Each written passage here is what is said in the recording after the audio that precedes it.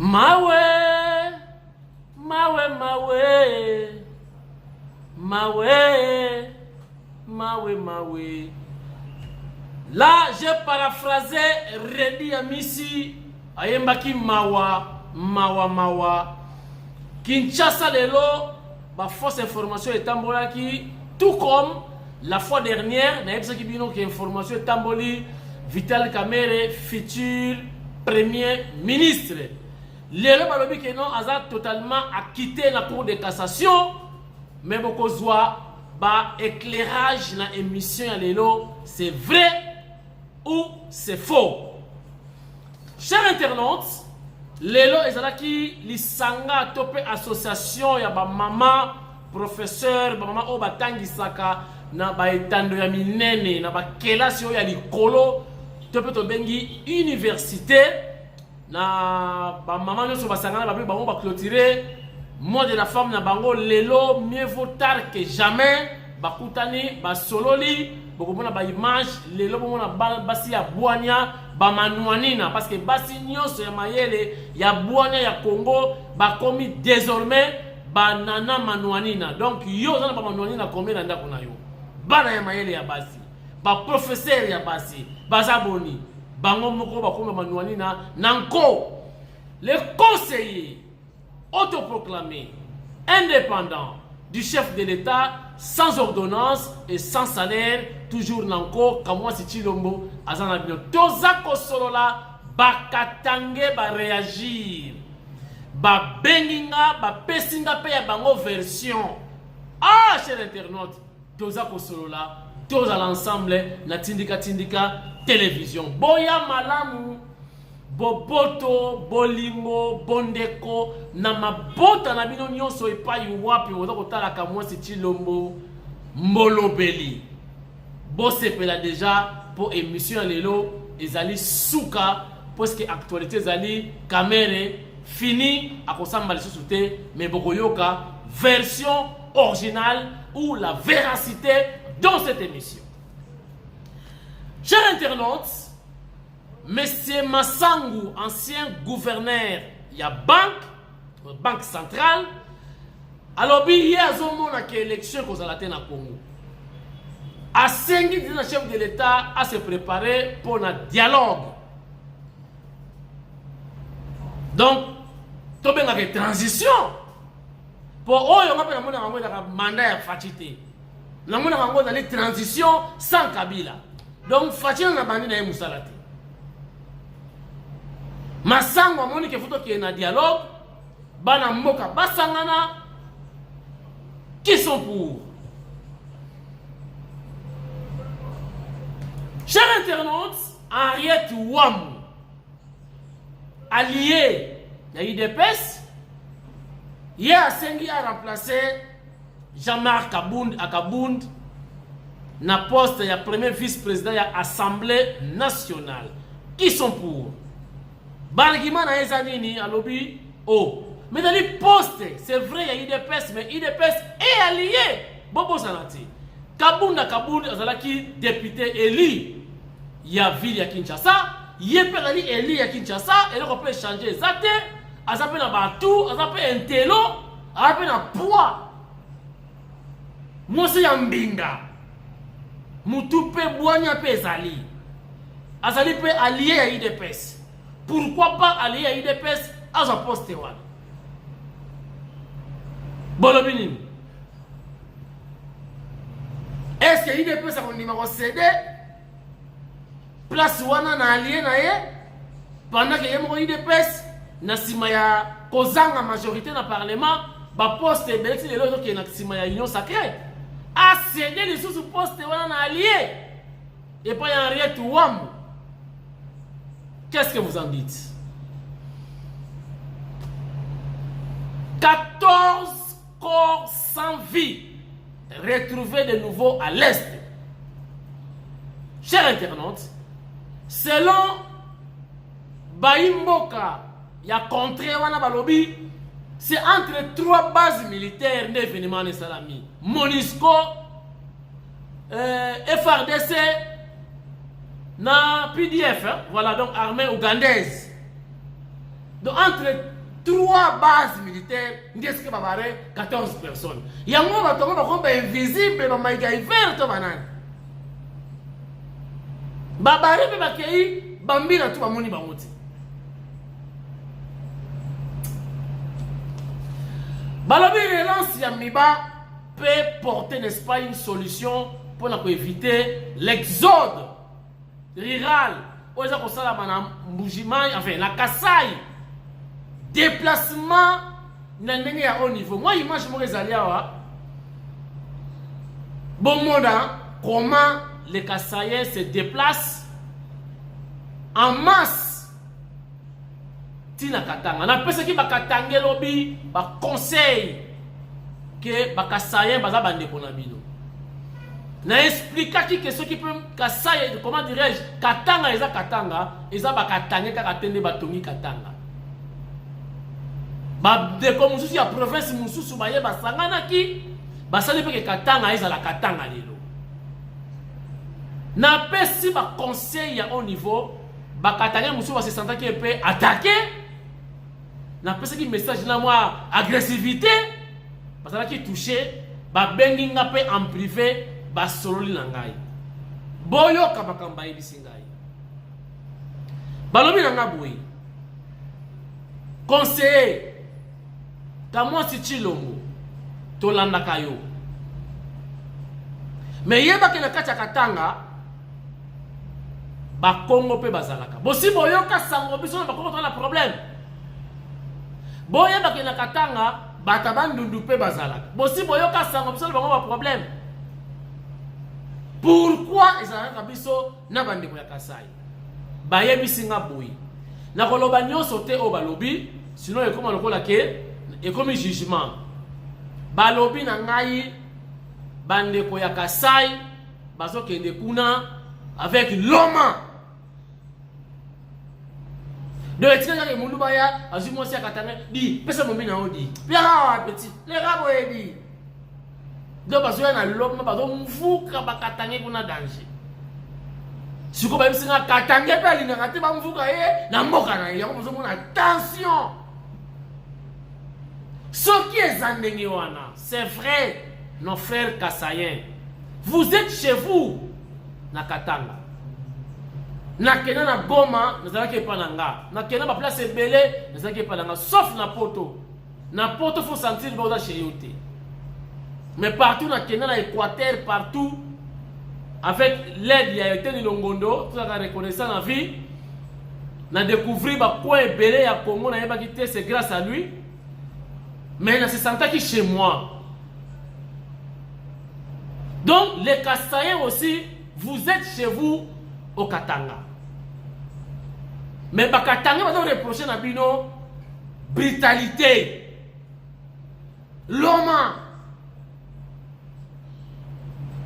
Donc, Boligi bon maté bango. Alors, Balobi, non. Boya Malembe. Vous êtes chez vous, bien sûr.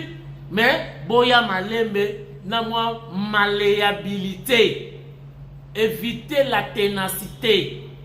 Ça va bien étude de métaux, hein? Donc malléabilité na ténacité. Donc ténacité en fait c'est ça le coup là libende oyo, voilà. Tu vois? Donc moi ténacité. Ba le boya le coup là éteint. Bon moni éteint ngezala. Bon tala ba soudeur, ba électronicien, ba soudeur na éteint. Éteint so ka fort benyo. Oche boya kei. Oche boya kei. Bakatanga balingi boya atama muke le kola éteint. Mais boya te le kola assainir. Donc loi, l'homme, ordre, di keba chitu. C'est ça bakatanga balako déplorer na bande ko na bango ya Kasai. Na ko profiter na occasion bande ko Kasai ko ba otala émission lelo na transmettre bino message wuti pa bande ko na bino ya Katanga balobi chempo lezo mukadu malembe pole bozoya na vitesse baboyi binote malgré bozoya penape donc il a qui mvuka donc train chaque jour. jour. Mais, baso banga bino besoin de la vitalité. Total quand même ndenge bande kona biso kasai. Ndenge baso ya ko visiter bande kona biso ya Katanga. Naso benga mlo bande ko parce que bande ko moyeba boma na ezati. Toko bongisa kaka. Toko luka ba moyen. Peut-être na projet de développement à 145 territoires. Tango bakoyoka ke makamwe bandi bakasaye bakozonga pa na bango pa que nous allons misala. Chers internautes, regardons quand même comment nos frères Kassaïens se déplacent pour nous okende na Katanga. Les images de Tindika Tindika télévision. Regarde. Ya Katanga yote nakufa hapa, angalia vile watu hata wanasemaka. Hii wote atoka pa Kasai partout. Tutafika mnivo kanishi hapa. Angalia population hata wanasemaka. Humu ni Mulwena tuko Mulwena, vraiment tunalomba assistance yenu, vraiment ba autorité, vraiment tuko vraiment envahi. Atuyue ni juste mashua inatoka vraiment kukasai, vraiment voilà wote wandugu yetu, vraiment kule wanatoka, vraiment tuko inonde mukatanga. Atuyue kule tutafika, vraiment tunalomba ba assistance ya autorité, vraiment sinon c'est très compliqué. C'est très compliqué. Moi mwenyewe muone vile kama vile vinafika. Atuyue tunalomba assistance yenu. Vraiment amwangalie yenu. Na pa kufinyanga panapita. Ba autorité wetu asisteko sana. S'il vous plaît. C'est compliqué. Humu ni Mulwena. Tuko Mulwena hapa. Mtetora Bukama. Commune ya Lwena. Mavalizi hapo ni masakoshi. Mavalizi hapo ni vikwembe. Vraiment, ni mambo ya nguvu sana. Retour sur ce plateau mobile de Tindika Tindika, un plateau qui se déplace. Voilà, Torosenga paix, compréhension, amour du prochain, unité, cohésion. Où est allé cheval de bataille à son excellence Nana Manouanina Kyumba. D'abord, c'est le cheval de bataille même du chef de l'État. Où il appelle ça qui mission wana. Et pas à son excellence Nana Manouanina Kyumba, ministre tout près du chef de l'État. Fumubuku Océan Moulongeshi Wakalas, le professeur des universités. Chers internautes, toza na bolingo to lingana Katange Kassaye toza bandeko. Toza la attention, peut-être pas difficulté ou ba Kassaye, ko ko la pe bino ba Katange, pembeni ezaka rapé Kassaye. On doit faire très attention, qui est compliqué. On ne fait pas la fête lorsque ça brille chez les voisins. Donc, Mokilimbanga ya taba, lelo yayo, lobi yaye. Nzambe kaka roulage. Sera Alexis Kotol, appelle-si Mukongo, Alexis Kotol. Voilà. Chers internautes, j'en profite de l'occasion pour vous signaler que le chef de l'État, Ayambaki, na profitaki na 48 heures na yaki na Kenya, a honoraki la communauté congolaise. Oyo badaka na Kenya, izalaki échange ya banana papa na bango mfumu waditunga Fachi Beton. Wana bokomona ka ba photo ba vidéo yena noté la presse présidentielle et des biso ba photo na kotiela bino na suka ya émission. Chers internautes, je reviens sur le dossier Caméré. Les lots qui s'appellent Lingani Nenge Messana Lingana, Bajourno, INC, Bakomi, que juge, il y a cour de cassation, annulé Makamutu, donc Abou, bien, Tigita, Tata. Mais c'est faux! Boyo Kassiko, j'ai fait appel à un professionnel. C'est lui qui donne avec la loi. Boyo Kaye a expliqué biso Nabino loi et l'obinini décision on a ça veut dire quoi? Regarde. Maître bonjour. Bonjour Tindika Tindika. Oh eza matière na bisote yango toye ko lukayo. Très bien. Balobi Kamere donc banile Maramutu c'est fini donc Siri a donc commandé premier ministre. Est-ce que c'est vrai? Non, ezali lukuta munene. Et là, qu'est-ce que c'est? Bah, casser, c'est là que c'est Bon. Yokolo Mibeko. Bon, Cour de cassation ezali juridiction de cassation. Ça veut dire quoi? Cour de cassation ezali dernier donc juridiction na ba juridiction c'est ordre judiciaire. Ce que autant dit constitution na biso malamu. Tous ana 3 ordres de juridiction. Tous ana ordre constitutionnel, tous ana ordre judiciaire et puis tous ana ordre administratif. Alors, dans ordre judiciaire, tous ana tribunal de paix, tribunal de grande instance, cour d'appel et puis tous ana cour de cassation. Cour de cassation est la juridiction où il juge à fêter. Ndenge to mona ki amona tribunal de grande instance, to mona mona cour d'appel na dossier à Caméré. Yango est la juridiction de cassation. Yango est juge à jugement où est la qui rendu par les tribunaux inférieurs. En l'occurrence, la cour d'appel pour la Caméré. Donc, au moment où je vous parle, la cour de cassation a cassé le jugement du premier juge et puis a renvoyé affaire dans la cour d'appel pour qu'elle la réjuger. Oh. Donc, elle a le droit. Donc, ils ont à 0. Bon, na koti ko baté que ils ont mis à 0 parce que à 0 il dit ko il faut ils ont ati na tribunal de grande instance. Ba zongi si yango na juge d'appel donc o ezali cour d'appel pour que yango e bandela ko réjuger lisusu ba fait wana. Na tour na bango. On a bango ba monique juge o ya nani juge inférieur ya appel a juge qui vient te yango ba renvoyer yango mais devant une autre cour d'appel, pas devant la même cour. Ah, voilà. Donc, c'est que qu'on appelle à la possibilité de condamner les sous. Bien sûr que oui. Donc, possibilité de condamner Ezali. C'est-à-dire que ceux qui vont réjuger Yango, bah, Monique, effectivement, fait, ou bazali ko reprocher Ezali établi en fait comme en droit, il sera condamné. Donc, Namuku c'est tout le baquet, batuayen c'est basa la fête. Donc, nan ba Camilla a sauvé.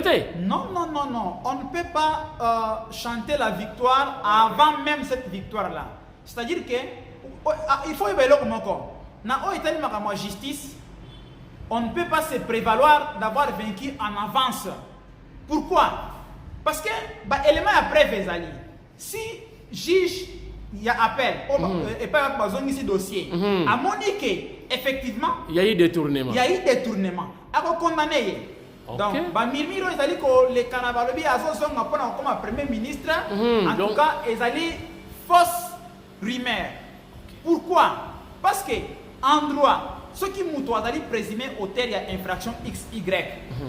Il est de bon droit que Moutouana a la suspendre na ba fonction na ye pour que a influencer enquête te to a faire perdre abun qui ça élément de preuve. À combien plus forte raison déjà dans qui condamné bien que va renvoyer affaire pour la réjuger.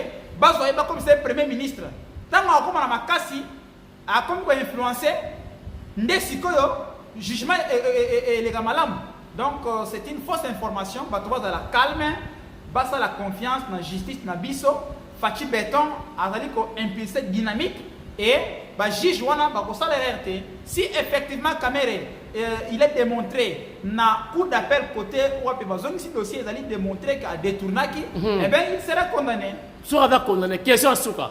À cause en la prison ou bien à la liberté. Effectivement, juge, tant qu'on rendre jugement na eto arena ye, a motiver ka jugement wana. Et puis na souka, à côté koloba, l'arrestation immédiate. C'est-à-dire que ba kangambala moko délinquant ba conduire rien à prison. Tout on peut à côté ko rendre jugement wana à sortir na ba sursis. Et il par exemple, n'a condamné par exemple, n'a 20 ans avec sursis. Et il on a condamné, mais on a purgé peine non à la prison. On dans une résidence surveillée ou bien mise à la disposition du gouvernement. Avec interdiction de visiter certains lieux, net aéroport, aérogare, place où on peut voyager facilement. Donc c'est ça. Merci maître. Mais question que je pose, est-ce que vous allez disposer à chaque fois dossier ils allaient lié à la justice tout le gars pour un éclairage? Musala to sala ya mwana. Donc na tongo awa pe to zala ki na ba dossier o itali justice, donc tout ça n'importe quel dossier, et à la poto, et en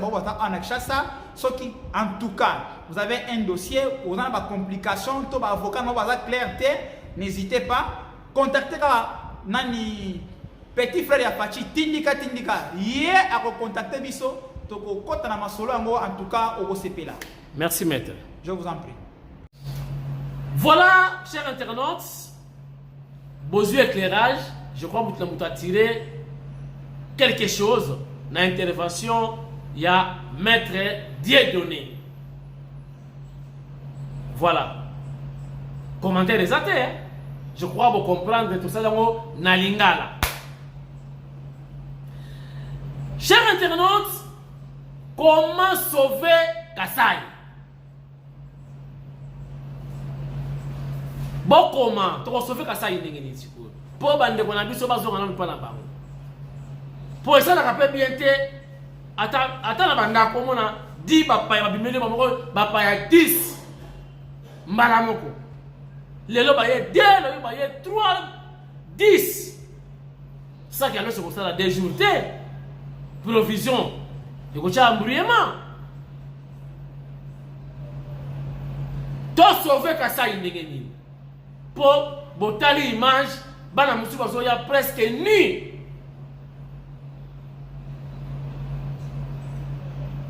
Donc ça fait que ça est-ce qu'il faut seulement Miba? Il n'y a pas d'autre solution. Aidez-nous.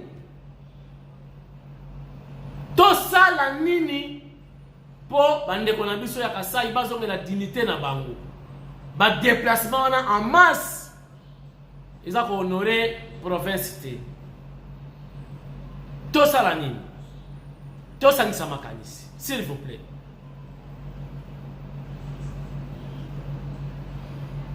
Voilà. Naloba qui peut na émission awa. Lelo son excellence nana mangena kiumba bakutana ki na association ya basi ya Bwania, association ya manwanina. Donc basi baza mayele. Bakeli ko solola entre femmes intellectuelles. Donc, on a dit que docteur, ma thèse, donc ma komaka. Na banga kabasa ndengwana parce que moi si pour na couper fois lamba et lubu mais faut comme un livre attendre à l'université baza basi ya ko sakanate basi wana bazo mériter ba félicitations ba encouragement. Chers internautes, sans plus tarder, suivez quand même ce qui a été l'événement d'aujourd'hui. Association Yabasi Yabouane Bamanouanina. En image. Et puis, Tosonga, to conclure, Tindika Yale. Regarde.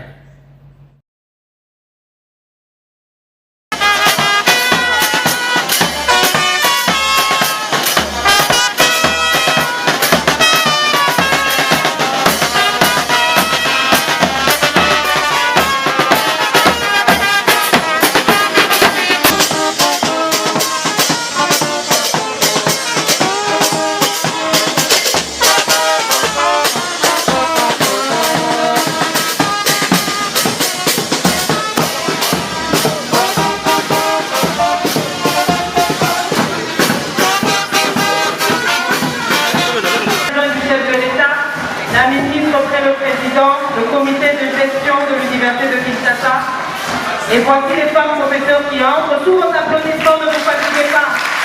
Sous vos applaudissements, s'il vous plaît. S'il vous plaît. Les voici, les femmes professeurs de la République démocratique du Congo. Elles sont là. C'est elles qui sont à l'honneur aujourd'hui. Ne vous fatiguez pas. Vos applaudissements, elles en ont besoin. Voilà. Ça va encourager d'ailleurs nos étudiants qui sont là très loin. Oui, c'est possible d'être une femme et d'atteindre le très haut niveau académique. C'est possible, elles sont là. Elles ont bravé les difficultés. Se trouve en permanence au centre de nos réflexions pour savoir comment tirer un profit rationnel de ces ressources végétales au regard de leurs usages. Chacun s'y retrouve donc, et chacun peut apporter sa pierre à l'édifice. Apprendre pour mieux comprendre, découvrir pour savoir sont des missions essentielles et le grand pari de cette conférence. Il convient de rappeler que cette activité est organisée par le Cercle Sophie Kanza, association des femmes professeurs des universités de la République démocratique du Congo, CSK, affaires prof en cible. Il sera d'un moment à l'autre. Monsieur le recteur de l'Université de Kinshasa, Mesdames et Messieurs les membres du comité de gestion de l'Université de Kinshasa, Monsieur le représentant de l'ONU Femmes, ici représenté, Mesdames et Messieurs les professeurs, chers collègues, Mesdames et Messieurs les cadres du corps scientifique et administratif, camarades étudiants de la Banque centrale du Congo, à la tête de l'Université pédagogique nationale. Il s'agit des professeurs Nana Manouanina,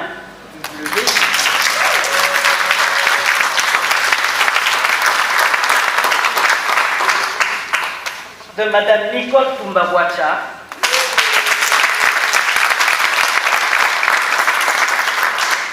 de Madame Marie Nyangendambo et de Madame Anastasie Massanga Maponda qui s'est excusée. L'essence que je donne à l'activité d'aujourd'hui, vous le savez que par rapport à la clôture du mois de la femme, que les femmes professeurs des universités se sont réunies au sein de l'université de Kinshasa pour non seulement clôturer le mois de la femme, mais plus échanger sur le leadership de la femme, sur le rôle, l'importance de la femme. Alors, l'activité continue. Nous avons été honorés par le recteur de l'université qui nous a accompagnés, qui dans son monde nous a encouragés, a reconnu, comme d'habitude, la place de la femme et qui nous a encouragés à être de modèles par rapport à d'autres femmes qui nous suivent. Nous sommes au sein de l'université où il y a des femmes, il y a des jeunes filles. Donc c'est autour de ça que nous avons échangé le leadership de la femme et son impact dans ces contextes de la lutte contre les changements climatiques.